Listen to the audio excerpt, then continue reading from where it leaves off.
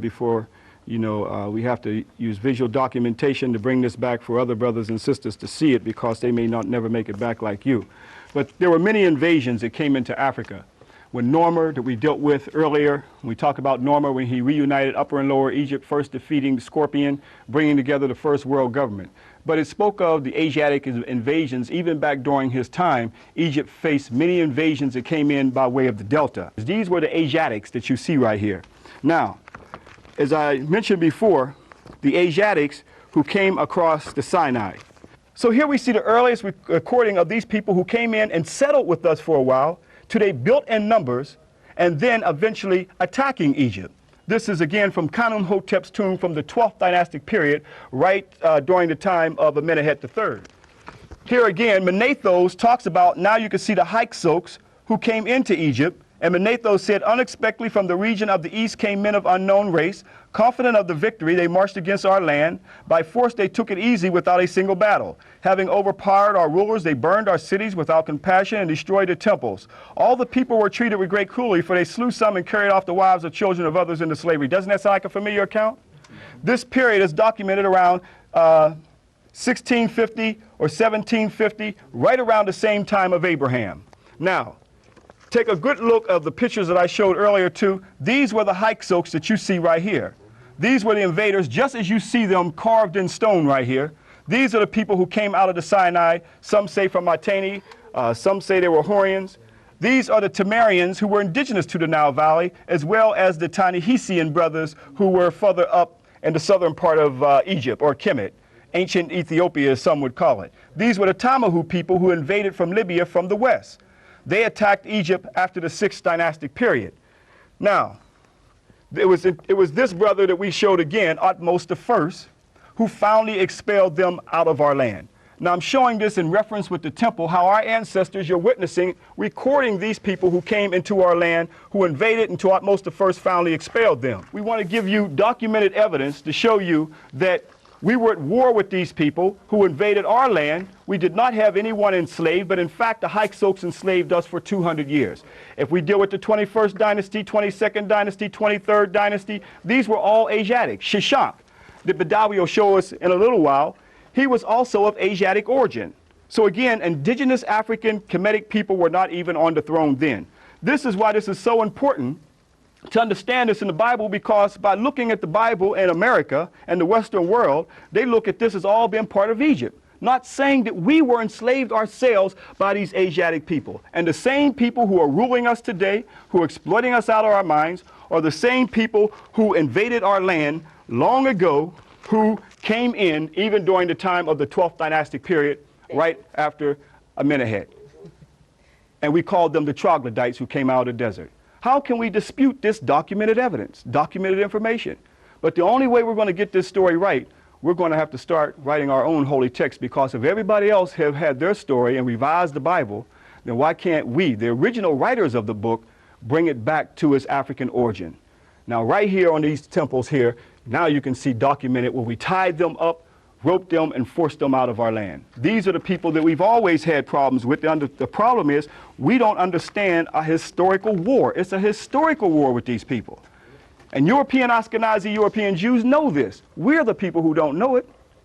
It's an ancient historical war from the time we've had contact with them. So we're coming back here and hearing the words of our ancestors and those who knew what happened in that day, and that's why they had to turn the story against African people. So you're coming back for an eyewitness account, not for spiritual enslavement, but for spiritual freedom, for the emancipation of our souls, for the resurrection of African people. Yes, sir. Okay. Thank you, sir. Yes, sir. For many years, brothers and sisters returned back with us on the Kemet New Know Thyself educational tour to see an eyewitness account what our ancestors wrote for us on the temples and tombs, which are books in stone, that now end up in many of the biblical stories today. Let's continue with the live lecture. These are the people who enslaved our people.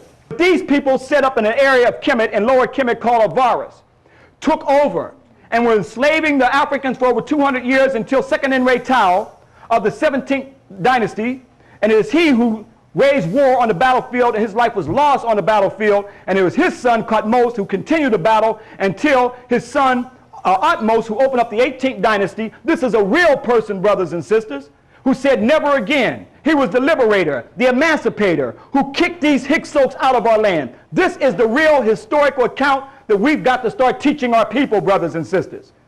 So they took from this African right here, his name Utmost, and made a Moses.